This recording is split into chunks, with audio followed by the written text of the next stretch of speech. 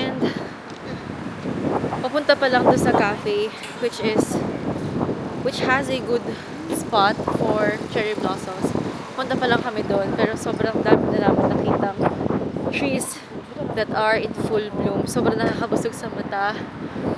Grabe, it's giving youth. Sobrang spring ng vibe. Sobrang ganda. Tapos uphill pa yung papunta sa cafe. So, habang paakyat kami, sobrang nakakahingal. Plus ang lamig. Malakas ang hangin. So, habang paakyat kami, kita na namin agad yung mga trees na in full bloom na. Sobrang ganda. Grabe. I mean, ang ganda rin niya. Ang ganda ng Korea during autumn. Sa yellow with the combination ng blue skies. Pero hits diff din siya ng spring. Grabe, ang ganda. Sobrang ganda. Like, akala namin too early na naman kami for spring dito sa Busan. Kasi nung sa Jeju, actually wala kami nakita talaga sa Jeju. Talagang siguro after a week or a few more days pa siya. Pero dito talaga, ang dami na namin nakita. Like, buo siyang road na puno ng cherry blossoms. Yeah. Saya. Grabe. Nakaka-ingit yung mga locals dito. Like, every year, norm na sa kanila to.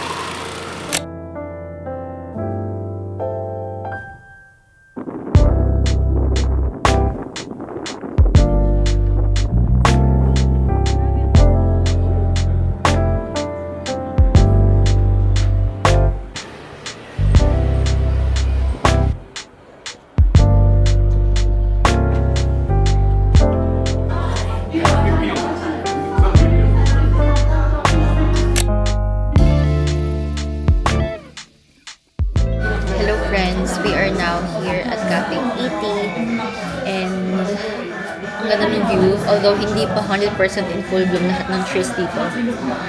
Parang 80% na rin yung naka-peak ng mga cherry blossoms and ang ganda.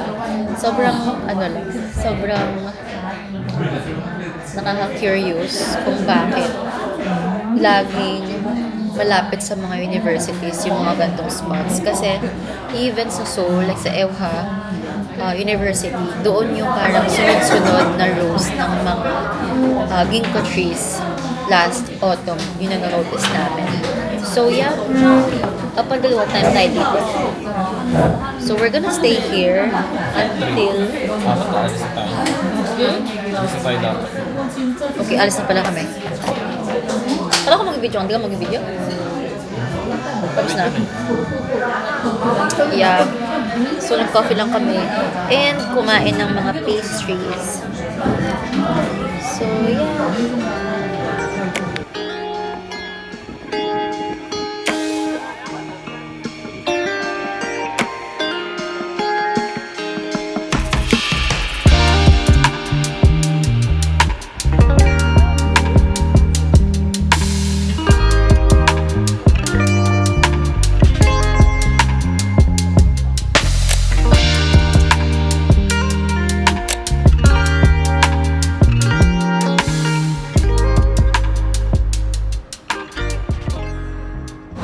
Grabe inakyat namin. Tapos makikita na ako. Anjuma dito.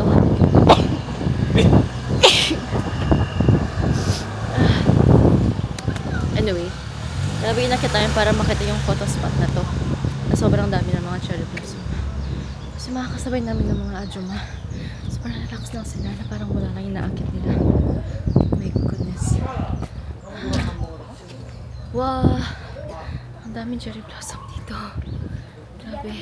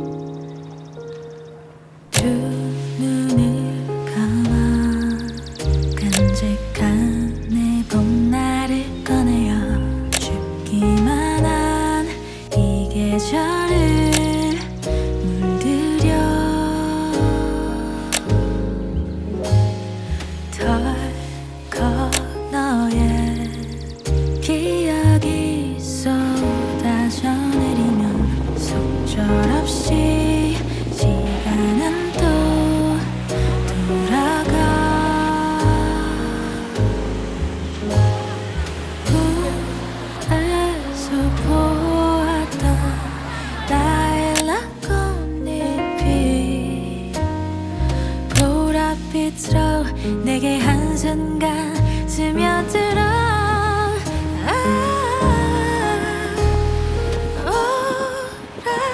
오랫동안 나만을 기다린 것처럼 아련하게 꿈속에 너를 끌어나 이 꽃잎처럼 This is my meal. It's an abalone pot rice. Tapos may kasama siyang soup, which also has bits of, ano siya yung abalone? Hindi, bits of tahong. Parang tahong. I don't know. Di ba clam?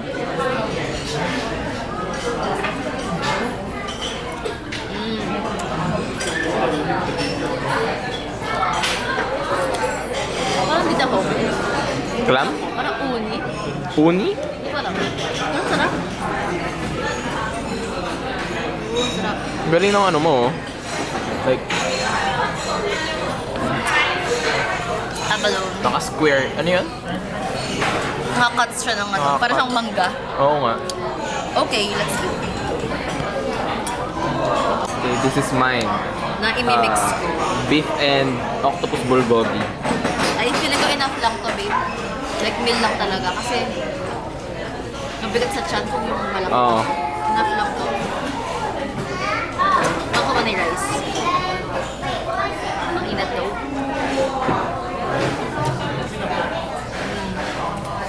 Sarap. Oh, gutom na ako. Okay, let's try the apple. Kasi this first. The first bite.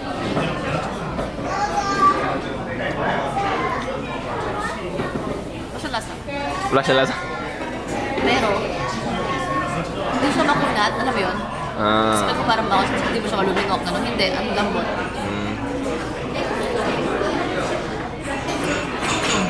Walang lang lasa. Ha? Walang lasa. Baka nasa rice na yung lasa. Siguro. Yeah. Try na lang. Octopus and beef. May rice.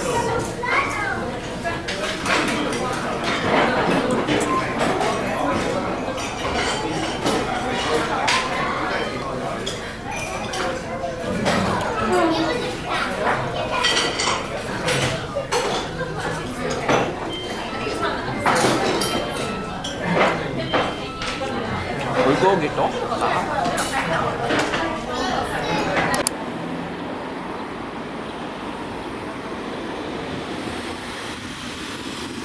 Hello friends, it's officially our second year in Busan. And for today's itinerary na gagawin natin. Lunch muna tayo. Lunch Then, kami. coffee at brownie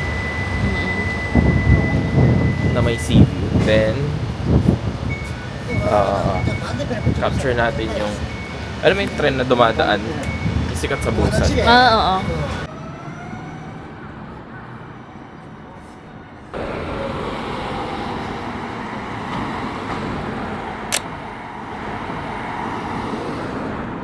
Hello friends, we are now here sa lugar na hindi ko alam kasi sumasama lang ako sa asawa ko. And we're just going to wait for the bus as we head to where we are going to have our lunch. So actually, doon na rin kami magka-coffee later on. Kaya, doon na rin kami magla-lunch. So yeah.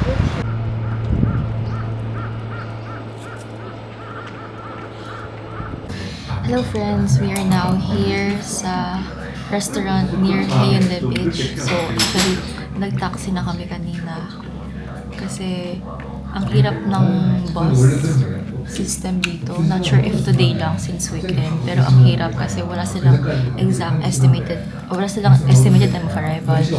Kaya nag-taxi na kami. Pero turns out, mali din yung napin namin. So, kapangalan niya tong restaurant na supposedly doon kami kakain. Pero that's okay kasi I really want kumain sa something local talaga, which parang local siya. And yeah, later on, marami pa naman chances for us to try other types of food. Kaya yan, sobrang gutom na kami kasi past 12 na rin.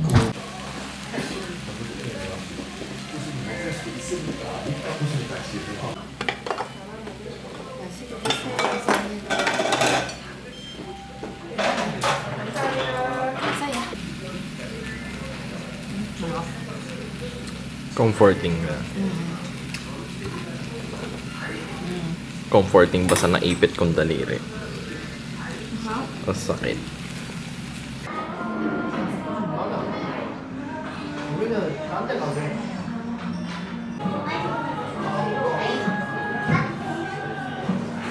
We are here at Brony Cafe. Daming Wow. choices. Sobrang dami. Sarap. Cheesecake. Yan yung video. Nang? Yeah, guys. Different kinds of cheesecake. Okay, we're done ordering. Sabi ko, hindi ako magkakape. Pero nagkape pala na to. Kasi magkakape. kakaiba yung mga drinks nila dito. So, I need to try. So, kahit na nagpapalpitate ako, titisin ko na lang siguro. Ayan. So, one thing that I find fascinating here in Korea is kahit naiwan mo yung gamit mo sa table to reserve your seat, safe yung gamit mo. Wala kukuha.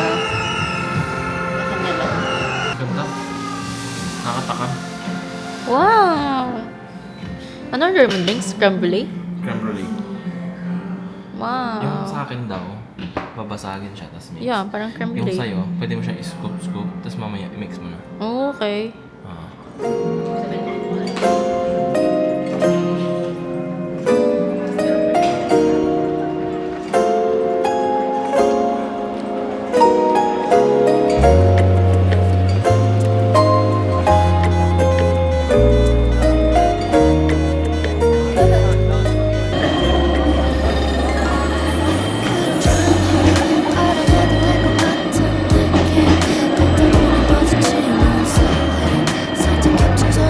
못한 채로 I know 이게 그냥 우연 같진 않다는 걸 박수창에 비친 우리 silhouette 괜히 drama Kalawambot sa hanapin mo.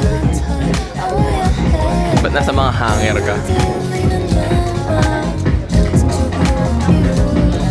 Ganda ng mga colors. 빠르게만 지나가 우리 말 안 해도 아는 이 미묘한 거리감 조금만 더 다가가도 될 것 같아 Right here now 조명도 대사도 없는 우리만 하는 이 드라마 끝이 어딘지 몰라도 지금 여기면 됐어 주연도 조연도 없는 우리가 만든 이 장면 아무도 모르게 우리가 Okay, we are now on our way to saan tayo punta? Sky capsule. Sky Capsule. We have a 5 p.m. reservation. And it's currently 4:53. 7 minutes. We still have 7 minutes for us to get there. 车内的紧急停止按钮或开关。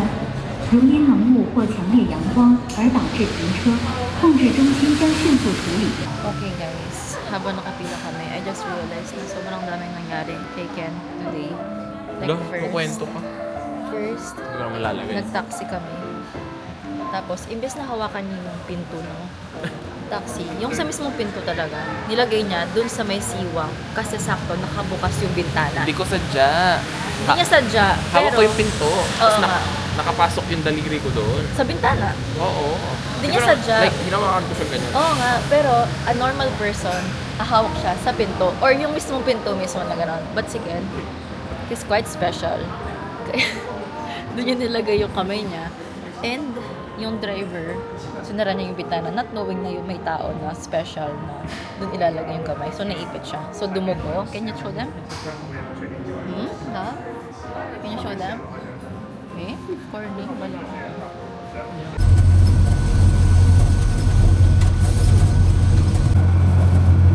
Hello friends, we are now inside the Sky Capsule and ang bagal niya lang. So, I feel like this is really designed para mag-picture din sa loob kasi parang 4 km per hour lang siya. Kaya sobrang bagal lang talaga. And about 30 minutes. So yeah, what you can do here is to really take pictures. Ang ganda ng view. Like, yung kinuha namin na train ride is the one na malapit sa sea, sa beach. Kasi actually dalawa sila na path. So merong isa sa may inner part siya, closer sa mountain, and another is closer sa sea. So we took the one that is closer to the sea, and ang ganda ng view. Sobrang ang sarap tumulala, mag-relax, like for 30 minutes, just enjoy the view, take pictures. Ang ganda ng lighting dito. So currently it's 5 p.m. 5 yung kinuha namin na time slot, and so far it's so good. Currently medyo cloudy, pero still ang ganda pa rin ng lighting. So yeah, ang ganda dito. Here's the view. See that? This is the observatory, I believe. So this is what I'm saying, na itong kinuha namin, it's the path closer to the sea as compared to this other path right here na closer siya sa mountain. Yeah, ganyan siya kabagal, you guys. Kabagal lang talaga siya. Perfect for taking photos, perfect for taking videos. And just below, merong walk path na kanina actually dyan kami naglakad nung papunta kami dun sa coffee shop kung saan kami tumambay after we had lunch. Yeah, so far, ang ganda ng weather.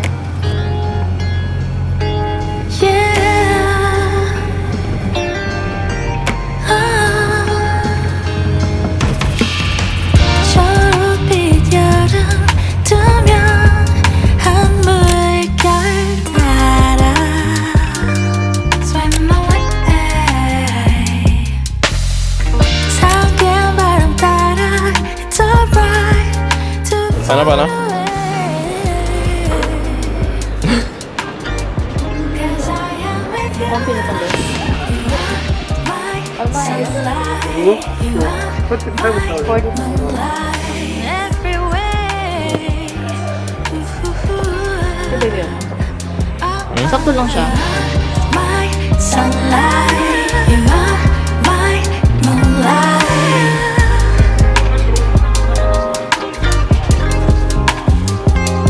Tired of million summer dream, searching for something we'll never see. Paradise, yeah, paradise. Ano yan? Ay, parang sa ano siguro? Side dish. Sa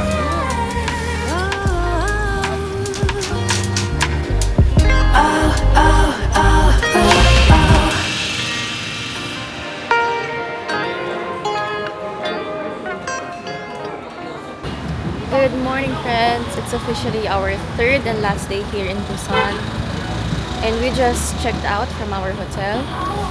So later on at 6 in the evening, we have a reservation for a train ride, 2-hour train ride going to Seoul.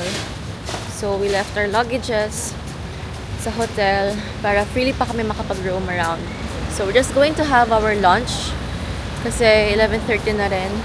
So ang funny kasi yesterday we badly want to eat Dakgalbi. So nagche-check kami sa Naver, then walang lumalabas kapag sa-search namin yung Dakgalbi. Pero katabi lang pala, almost malapit lang sa hotel namin yung 5 minutes. Dakgalbi, ano? 5 minutes. 5 minutes walk lang yung Dakgalbi from our hotel. Kagabi lang namin nakita nung pauwi kami. Tapos dumaan kami dun sa place. So doon kami magla-lunch ngayon kasi kahapon pa kami nagki-crave ng Dakgalbi. And it's been a week since kumain kami ng chicken. Like every day we've been eating pork or seafood. So ngayon lang kami ulit. Wala on pork. So ngayon lang kami mag-chicken. And yeah, for today, naka-glasses ako. Naka-prescription glasses ako kasi notice ko na since nung isang araw pa, medyo masakit yung left eye ko kapag may pikit-pikit ako. I'm not sure na paano siya. So, hindi muna ako nag-contact lens. Glasses muna. And it's okay. Parang it add up to the vibe. This is what we are going to have for lunch. So, this is dak galbi with cheese fondue on the outer layer.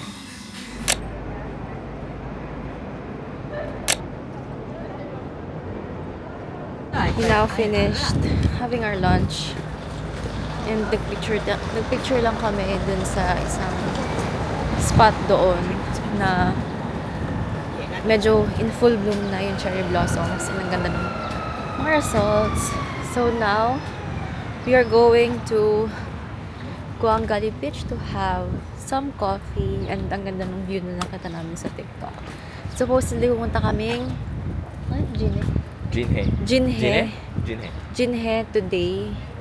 Kaso, for us to reach Jinhe just in time for our train later, kailangan naming umalis ng 6 a.m. dapat kanina, which hindi namin kaya. Personally, hindi ko talaga kaya. I'm sorry. Kasi kapag 6 a.m. umalis, kailangan kong gumising ng 4 para mag-ayos at para mag-ayos ng gamit for check-out. So, hindi ko kaya magising ng 4. Talaga, I'm honest. I'll be honest, hindi ko kaya. And personally, okay naman na ako sa mga cherry blossoms. Kasi sa Jinhe, doon yung Spring Festival. Actually, nag-start na siya nung isang araw pa. So, yung makikita doon is maraming cherry blossoms talaga. Pero personally ako, I'm satisfied with cherry blossoms kasi dito sa city, medyo marami na rin talaga. So, right now, the goal is to spend most of our time sa Guangali Beach kasi there's something about us na kapag nagstay kami sa isang location, nata-take for granted namin yung location na yun. Kasi meron kaming mindset na, o yan, dyan lang naman siya, mapupunta namin. Pero, turns out hindi. Like, this happened na nung nasa Kyoto kami. Like, we stayed in Gion, and Gion itself is a tourist attraction na. Pero since we stayed in Gion, naisip namin na parang, ay, last na lang siya, later on na lang siya kasi nandun naman na yung hotel. Pero at the end of the day, hindi kami gano'n nag-spend ng time sa Gion. Hindi lang ako mag-spend ng time na. Actually, pero Doon lang sa kumakain, ano? yung along the street lang, gano'n. Hindi, yung sinasabi ko, yung Temple. Yeah. Yasaka. Yeah. Shrine. Like, Yasaka. merong parang 5-minute walk lang na shrine dun sa hotel namin na kasama actually sa itinerary namin pero hindi namin napuntahan. 3 minutes lang Hindi namin napuntahan Sobrang lapit lang. kasi yung mindset namin is later na lang kasi makikita naman natin yan kasi malapit lang. Pero yun, natapos kami sa Kyoto, hindi namin napuntahan. And, saan pa ba? Basta madalas siya nangyayari sa amin. So this time, we stayed in Guangali Beach with the main purpose na malapit kami sa beach. May Pero- tambay tayo sa beach. Pero, last din na namin, hindi pa kami tumatambay sa beach. So, yeah, yun yung itinerary today is to spend our time sa beach. So, doon kami magka-coffee, overlooking the beach. And, to take pictures. Kasi wala kayong pictures doon. Diba?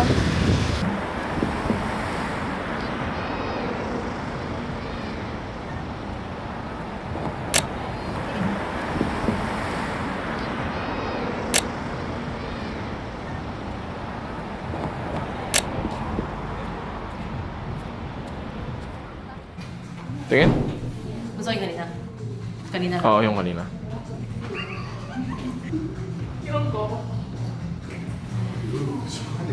Another photo.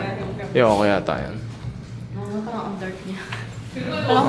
Mga Robin pa din yun. Liver lover boy. Yung kanina. Yan. Yeah. Ito talaga. Ikaw lang at pilit. Wala nga. Hindi ko nga bagay. Yan. Should I buy it? Should I buy it? Should I buy it? Should I buy it? Should I buy it? Oo nga. Bilhin mo na. Dahil mo nabili sa busa na.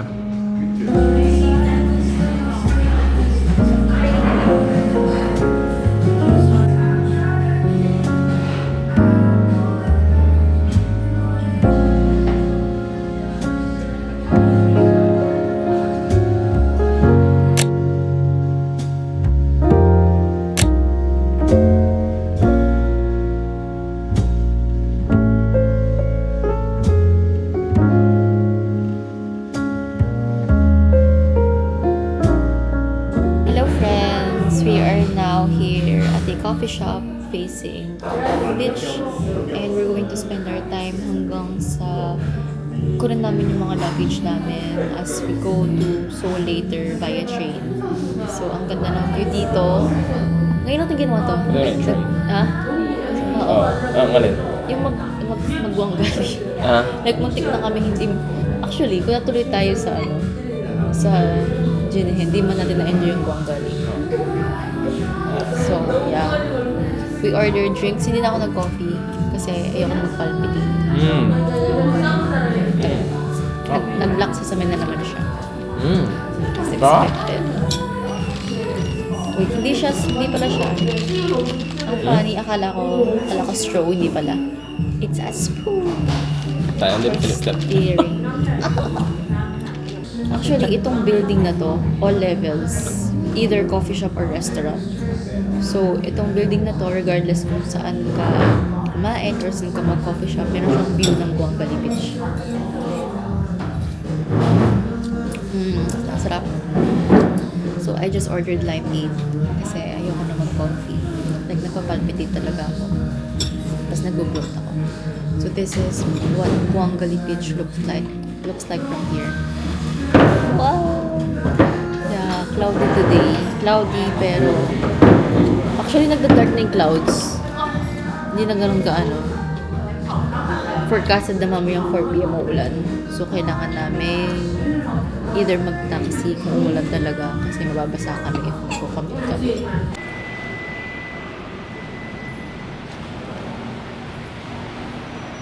Anong sa'yo yan? Sarap.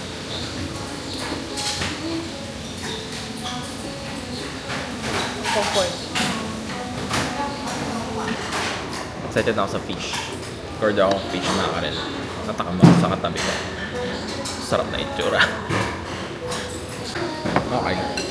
Sobrang sarap ng mackerel. Dati ko pa gustong try ito. Nung autumn pa. Sa mga vlogs na napapanood. And this time na-try ko na. And sobrang juicy. Hindi siya dry and sarap talaga. Eto siya. Nabanat ko na yung isa eh. Ito na lang natitira. Ito the best gawin, no? Scoop ka ng rice. Tapos sausaw mo yan. Konting sabaw. Tapos blow natin. Tapos kain.